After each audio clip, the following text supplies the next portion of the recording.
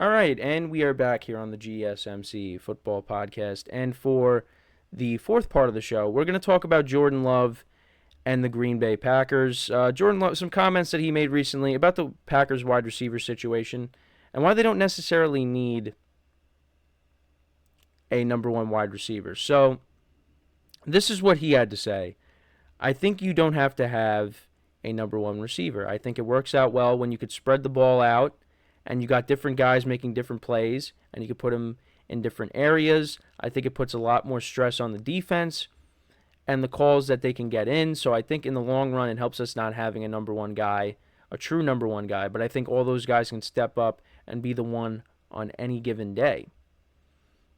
You can plug any of these guys in at any position and they'll go out there and make plays. I think a little of that was proven last year. We had different guys injured throughout the season and guys had to move around a bit, play some different spots that they might not have been used to. So I definitely think that is the case. But you look at these guys, each person has their own skill set and what they do great. That's the key, is trying to find that and put them in the best position to be successful. And yeah, I mean, I do agree with what he's saying because I think the Packers, they have a lot of talented receivers, a lot of young, talented receivers. And, you know, Christian Watson's a guy that dealt with some injuries last year, and I've done a couple of segments on, well, actually, no, I did that one segment on him trying to, you know, overcome the hamstring injuries that he's dealt with. And I think when he's healthy, you could look at him as the best receiver on the team. And you got Romeo Doubs there, who was good last year, and Dontavian Wicks, he had the touchdown against the Cowboys in the playoff game, and he made plays, and Jaden Reed as well. They got a lot of young, talented wide receivers. So, yeah, I do kind of agree with Jordan Love that, you know, you got all these young receivers that all have talent. Yeah, you might not necessarily need that number one wide receiver. And on top of that, you also got a running game now with Josh Jacobs. And my camera just decided to, well, what happened was I hit the wire and that ended up turning it off. So that's unfortunate. But, yeah, now you got Josh Jacobs in the fold. And, you know, I think he's looking for a bounce-back season. And, you know, they brought back A.J. Dillon. And, you know, they also drafted a running back as well. Packers, and you got a couple of young tight ends as well. Packers had the youngest receiving core in the league last year.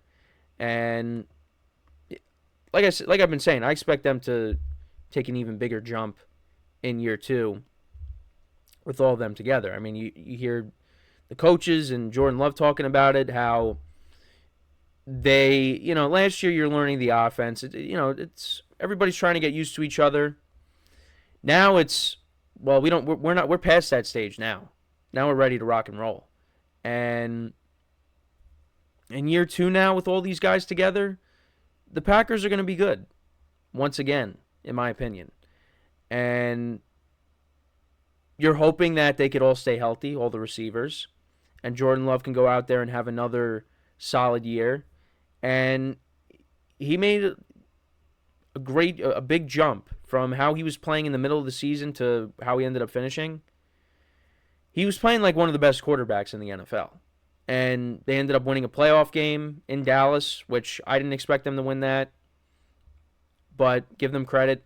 And you had the 49ers on the ropes. You had a chance to beat them. And it didn't happen. But, you know, they had their chance. So, now going into this year, yeah, I mean, I think this offense is going to be really good. And Jordan Love is going to be at the center of that. And I kind of just want to go back and look at some of the stats for the receivers. Look at Jaden Reed's stats from last year. So Jaden Reed, he finished with 64 receptions, 793 receiving yards, and 8 touchdowns. Romeo Doubs, take a look at his stats.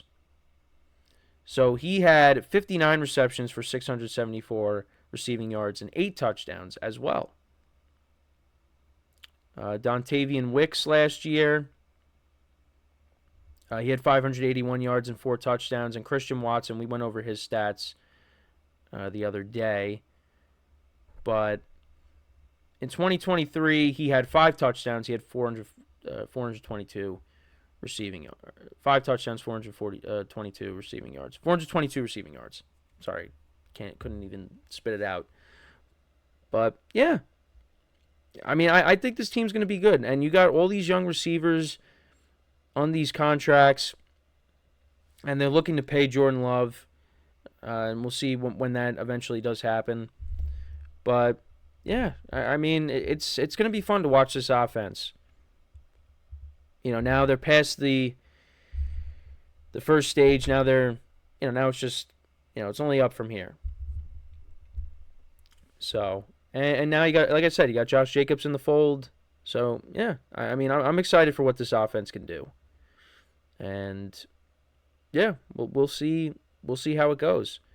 But, like, I agree with what Jordan Love said. You kind of got all these receivers with their skill sets. And, yeah, it's tough on defenses because it's like, who are you gonna cover?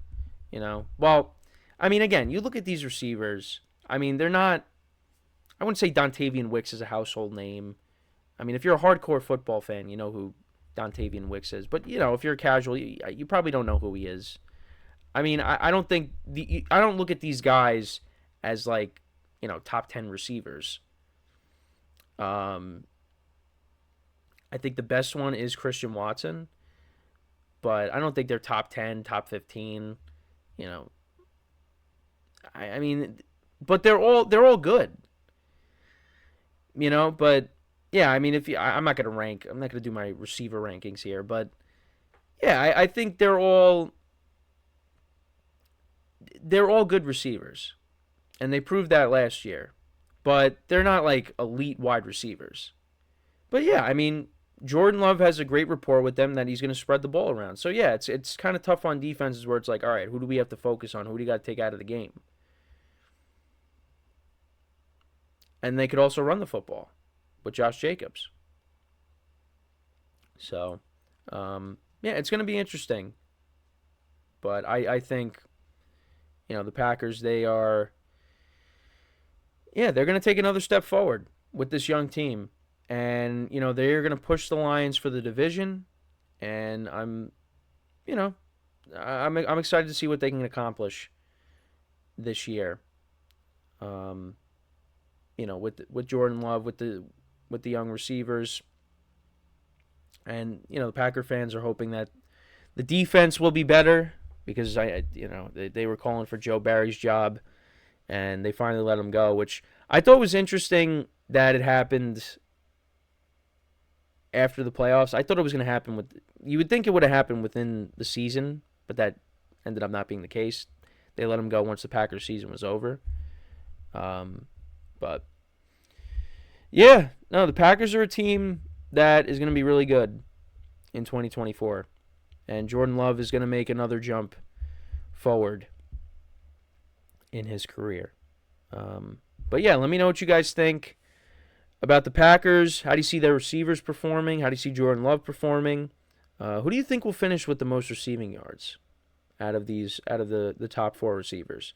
Let me know in the comments. So, we are going to take our final break of the show, and then when we come back, we'll talk about a couple things with the Browns. We'll talk about Kevin Stefanski and some things he had to say about Deshaun Watson. We'll also talk about David Njoku and him talking about the offense going into 2024. So that is what we will do when we come back from our final break of the show.